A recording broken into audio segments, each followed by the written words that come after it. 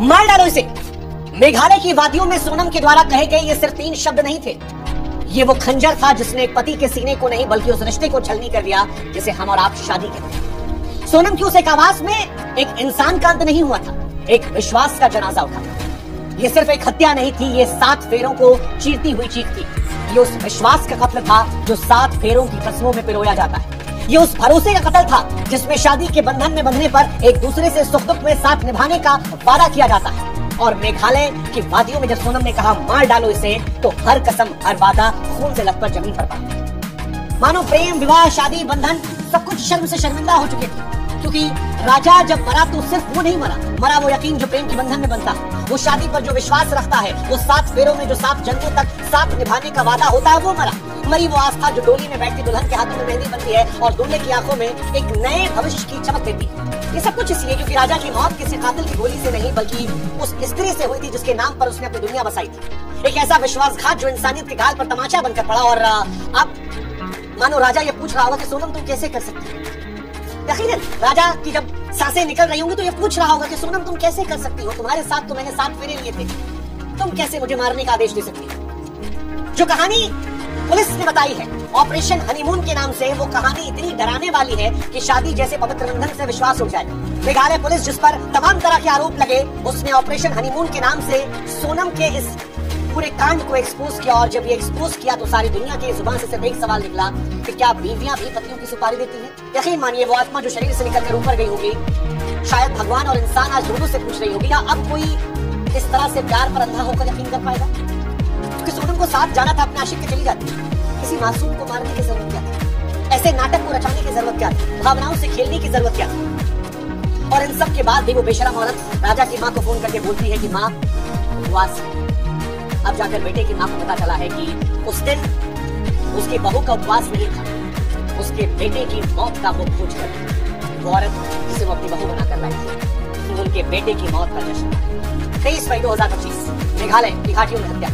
और अब पुलिस ने ऑपरेशन हनीमून के जरिए बताया है कि ये हत्या नहीं एक नाटक था जिसकी डायरेक्टर खुद सोनम। मेघालय पुलिस ने जो खुलासे किए हैं वो आपके पैर तले जमीन खिसका देंगे, क्योंकि इंदौर के राजा रघुवंशी की हत्या के मामले में ये खुलासा हुआ है कि सोनम ने डबल प्लानिंग की थी। उसने अपने पति राजा के साथ फ्लाइट के टिकट बुक करवाए और 4 आरोपी जिसमें राज कुशवाहा, आकाश राजपूत, आनंद और विशाल है, इनकी ट्रेन का टिकट कटाया। सोनम राजा को जबरदस्ती गुवाहाटी स्थित कामाख्या देवी दर्शन के लिए गई। सोनम ने बिना राजा से पूछे टिकट बुक कराए क्योंकि ये उसकी प्लानिंग का हिस्सा। शादी के बाद सोनम अपने मायके में थी और उसी दौरान उसने 2 सिम खरीद ली। सोनम का आशिक राज सोनम के पिता की दुकान पर काम करता था, इसीलिए सोनम ने आसानी से एक सिम राज को दे दिया और दूसरा अपने पास रखा। प्लानिंग पूरी थी, हम फ्लाइट से जाएंगे, तुम ट्रेन से आओगे। 20 मई को राज जब रेलवे स्टेशन पहुंचा तो न जाने कि उसका मन बदल गया और वो ट्रेन में नहीं बैठा। राज ने अपना सिम अपने दोस्त विशाल को दे दिया और इसके बाद सोनम विशाल से बातचीत कर ली। विशाल ने ही बताया कि राज उसके साथ नहीं आया। ये वही विशाल है जिसने राजा के सिर पर मारा जब सोनम ने कहा मार डालो इसे। हालांकि विशाल का भी मन राजा को मारने से बीच में बह गया था, उसने कहा नहीं मारते, लेकिन सोनम ने कहा प्लान के मुताबिक काम। मेघालय पुलिस ये कहती है कि शिलांग में राजा रघुवंशी की हत्या उसकी पत्नी सोनम रघुवंशी ने करवाई। सोनम ने अपने प्रेमी से कहा था कि चलो ठीक है, पापा के कहने पर मैं शादी कर ले रही हूँ, लेकिन अपने पति को मैं रास्ते से काटूं। कई सारे स्क्रीनशॉट्स वायरल हुए हैं जहाँ पर सोनम अपने आशिक से कह रही है कि वो मेरे करीब आने की कोशिश कर रहा है, मुझे उलझन हो रही है। सवाल फिर वही होता है कि अगर उसे साथ नहीं रहना था तो उसे मारने की जरूरत है। और ये सारे आरोपी जो है ये सब सोनम के इशारों पर काम कर रहे हैं। जिस होटल में सोनम और राजा रुके थे वहीं कुछ दूरी पर ये भी कमरा लेकर रुके और तीनों हथियार लेकर घूमे। इंतजार कर रहे थे कब सोनम कहेगी और कब ये मार देगी। और इनका प्लान था कि एक ऐसे इलाके में हत्या करेंगे जहां जंगल हो और सीसीटीवी कैमरा ना हो, ताकि दिखाया जाए कि लूटपाट हुई। ये आरोपी बताते हैं पुलिस को कि जब पहाड़ी पर चढ़ते थक गए थे तब इनका मन किया कि अब ये हत्या का प्लान हटा देते हैं, लेकिन सोनम ने कहा मैं और पैसे दूंगी, मेरे पति को मार दो। और इसी के बाद इस हत्याकांड को अंजाम दिया गया। हत्याकांड से पहले सोनम ने सास को कॉल किया और अपनी सास को कॉल करने के बाद इसके कातिलों को संकेत दे दिया। हैरानी है कि एक पत्नी अपने पति की हत्या की साजिश इस तरह से प्लान कर सकती है। हैरानी इस बात की भी है कि हत्या करने के बाद 25 किलोमीटर सोनम इन्हीं कातिलों के साथ घूमती रही। एक अनजान जगह पर गई, इन आरोपियों को नकद में पैसे दिए और कहा कि बचे हुए पैसे मैं तुमको बाद में दे दूंगी, मुझसे संपर्क मत करना। उन बाकी 3 लोगों संपर्क काट दिया और अपने प्रेमी राज से दूसरे सिम के जरिए लगातार संवाद कर दिया। सोनम इसके बाद गुवाहाटी से यूपी पहुंच गई। मानो उसे लगा कि अपने अपराध को बादलों में छुपा लेगी, लेकिन खून की गंध हवा को भारी कर देती है। मेघालय पुलिस ने गाजीपुर के ढाबे से उसे पकड़ लिया और जब उसके आशिक के सामने उसे पूछताछ में बिठाया गया तो उसने कबूल किया कि हाँ उसने मरवाया है। मेघालय पुलिस पर बड़े आरोप लगे थे।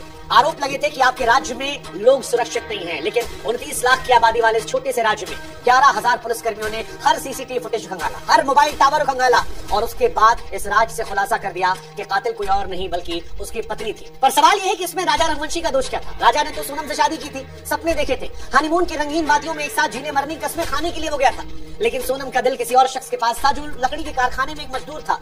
उसने उस मजदूर के लिए जिसके साथ 7 फेरे लिए 7 जन्मों का वादा किया, उसको मार डाला। और इसीलिए आज सारी दुनिया ये सवाल पूछ रही है कि क्या ये वही रिश्ते हैं जिन्हें 7 जन्मों तक निभाने का वादा शादी में किया जाता है? क्या ये वही प्रेम है जिसे हम मांग का सिंदूर कहकर संवाद करते हैं?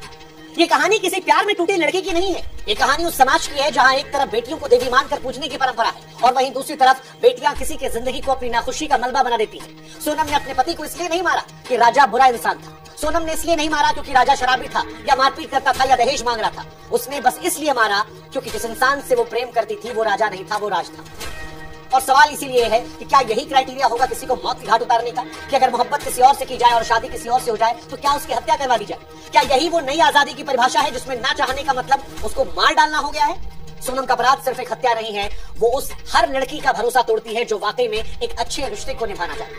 उसने हर उस स्त्री के संघर्ष को मारा है जो वाकई में सम्मान की लड़ाई लड़ रही है। और सोनम कोई अकेली नहीं है, बीते दिनों कई ऐसी घटनाएं आई। आप मानव शर्मा किस्सा याद कर लीजिए, सौरभ का किस्सा याद कर लीजिए, अतुल सुभाष का किस्सा याद कर लीजिए। हर नाम एक चीख है जो कहता है कि प्यार अब जाल बन गया है। हालांकि सवाल ये भी उठता है कि क्या इन घटनाओं के लिए हम हर औरत को दोष दे दें? क्या हर पुरुष राजा है? तो जवाब है नहीं। इस मौके पर हमें आक्रोश है, लेकिन हमें यह भी समझना होगा कि ये कहानी ना पति की है ना पत्नी की है, ये कहानी उस सोच की है जो जहरीली हो चुकी है। जब सोनम ने कहा मार डालो इसे, तो उसने सिर्फ राजा को नहीं मारा, उसने उस भरोसे को मारा, उस प्यार को मारा, उस शादी के 7 फेरों को मारा जिसे हम और आप पवित्र मानते हैं। सवाल ये है कि समाज अब सारी औरतों पर उंगलियां उठा रहा है, हर पत्नी पर, हर औरत पर। लोग सोनम को डायन कह रहे हैं।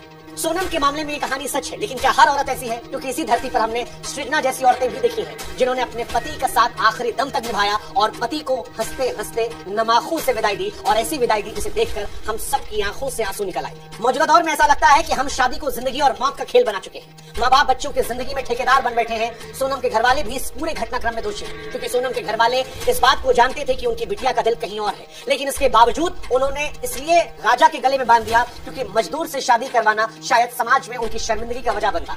लेकिन इस शर्मिंदगी ने एक बेगुनाह की जान ले ली, किसी के लाल को छीन लिया। और क्या इसके लिए इनके परिवार वाले दोषी नहीं है? ये सवाल अपने आप में बड़ा महत्वपूर्ण है। ये सवाल बड़ा महत्वपूर्ण है। इस वक्त देश में कई लोग ऐसे हैं जो ये भी सवाल उठा रहे हैं कि क्या चाहती है औरत? औरत को आखिर क्या चाहिए? वैसे ये सवाल नहीं, एक तमाचा है, क्योंकि औरतें भी वही चाहती जो पुरुष चाहते, प्यार, सम्मान, आजादी। लेकिन सोनम ने आजादी को शायद हत्या समझ लिया था। उसने राजा को नहीं, अपने विवेक को मार दिया था। और समाज ये बात भूल रहा है कि ऐसे मामले शायद 0.000001% नहीं आते। हर औरत पर हमें शक करना सही नहीं है, क्योंकि हमारी माँ, हमारी बहन, हमारी बेटियां भी उसी महिला बिरादरी की। अगर वो पवित्र है तो हम सबको एक निगाहों से नहीं देख सकते। लेकिन हाँ, ऐसी घटनाओं में हमें सोचने समझने की अब जरूरत है, क्योंकि ये कहानी सिर्फ सोनम और राजा की नहीं है। ये हर उस इंसान की कहानी है जो प्यार के नाम पर धोखा देता है। ये हर उस परिवार की कहानी है जो बच्चों की खुशी से ज्यादा अपनी इज्जत को तवज्जो देता है। ये उस समाज की कहानी है जो शादी को जिंदगी और मौत का खेल बना देती है। राजा ने सोनम पर भरोसा किया, लेकिन सोनम ने उसे चाकू से चीर दिया। लेकिन क्या हर औरत डायन है? क्या हर औरत से प्यार करने से पहले जासूसी होगी? क्या हर औरत जो आपके घर में उस पर सवाल खड़े होंगे? ये सवाल शायद अतिशयोक्ति है, क्योंकि सोनम जैसी औरतें जहां विश्वासघात करती हैं, रिश्तों को कलंकित करती हैं, तो वहीं इस दुनिया में सृजना जैसी महिलाएं भी हैं जिन्होंने अपने पति का साथ आखिरी दम तक निभाया है। रावण और राम दोनों इस धरती पर बसे हैं। जहां पूतना है वहीं राधा है। कुछ मामले राजा, मानव शर्मा, सौरभ, अतुल सुभाष को आधार बनाकर शायद हम पूरे जेंडर को सवाल नहीं खड़ा कर सकते। जैसे ये सवाल मुश्किल है कि क्या अच्छी पत्नी मिलेगी, वैसे ही ये सवाल भी सच है कि हर साल हजारों महिलाएं घरेलू हिंसा, दहेज, प्रताड़ना, मानसिक उत्पीड़न का शिकार होती हैं। ऐसे में अच्छा पति मिलना भी चुनौती है।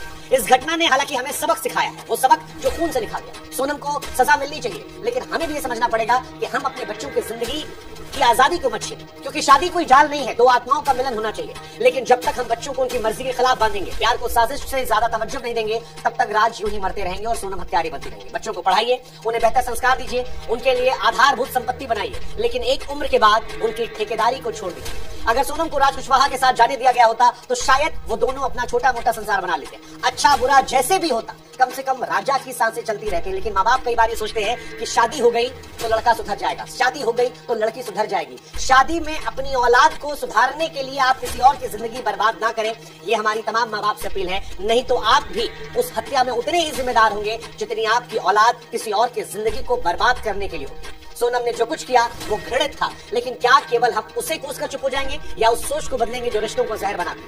सवाल अब आप पर है कि क्या प्यार को हम मौका देंगे या शादी को जासूसी खेल बनाएंगे? जवाब भी आप पर है, क्योंकि मेघालय की वादियां अब खामोश है। राजा की आत्मा अभी भी पूछ रही है कि मैंने तो भरोसा किया था, फिर ये सजा क्यों मिली। लेकिन सच ये भी है, अब सबक लेना होगा। सबक शादी करते वक्त भी लेना होगा, सबक लड़की के मन जानने को लेकर भी होगा, सबक लड़कों के मन जानने को लेकर भी होगा। क्योंकि कुछ घटनाओं का आधार बनाकर जब इन खबरों को हम पेश कर रहे हैं तो महिला जाति पर जो घटनाएं हुई हैं उनको हम नहीं भूल रहे। सबक हमें ये लेना होगा कि शादी सिर्फ परिवार देखकर मत की जाए, लड़का और लड़की का मन भी जाना जाए कि क्या जब वो शादी कर रहे हैं तो इस रिश्ते के लिए वो मानसिक तौर पर तैयार है, और अगर नहीं तैयार और माँ बाप उन्हें सुधारने के लिए इस रिश्ते में ठूस रहे हैं तो क्या ये दो परिवारों की जिंदगी को बर्बाद नहीं कर रहे। क्योंकि सोनम की इस घटना ने सिर्फ सोनम की जिंदगी बर्बाद नहीं करी, 3 परिवारों की जिंदगी बर्बाद करी, अपने घर की, राजा घर की और उस राज घर की जो उसके यहाँ मजदूरी कर रहा था, और इसके साथ उन लड़कों की भी जो इस घटनाक्रम में पैसों के लिए शामिल थे। हालांकि जो कुछ हुआ है उसने इस रिश्ते को कलंकित किया है, लेकिन फिर वही है कि ये दुनिया वीरों से भरी पड़ी है। इस धरती पर तमाम लोग ऐसे हैं जिन्होंने प्यार के रिश्ते को अजर अमर किया है। हम उस देश में रहते हैं जहाँ पर राधा का एग्जाम्पल है, रुक्मणी का एग्जाम्पल है, सीता माता एग्जाम्पल है। ऐसे में उम्मीद हम नहीं खोएंगे, लेकिन डर वो लगना लाजमी है। और ये डर ये सवाल पूछता है कि क्या रिश्तों पर हम दोबारा भरोसा कर पाएंगे। क्या नए दौर में खासतौर पर शादी अब डर की वजह भी बन गई है। क्या बेटियों को विदा करते वक्त जो डर माँ बाप की आंखों में था वही डर अब लड़कों को लेकर माँ बाप के मन में आएगा। ये सवाल बड़े महत्वपूर्ण है। ये सवाल जलेबी की तरह गोल गोल गोल गोल घुमाते हैं, लेकिन ये रिश्तों की बात है। और इसीलिए हम कह रहे हैं कि आप जब रिश्ता कीजिए तो सिर्फ कुंडली का मिलान मत कीजिए, मन का मिलान भी कीजिए, क्योंकि मन नहीं मिला तो कुंडली किसी काम की नहीं है।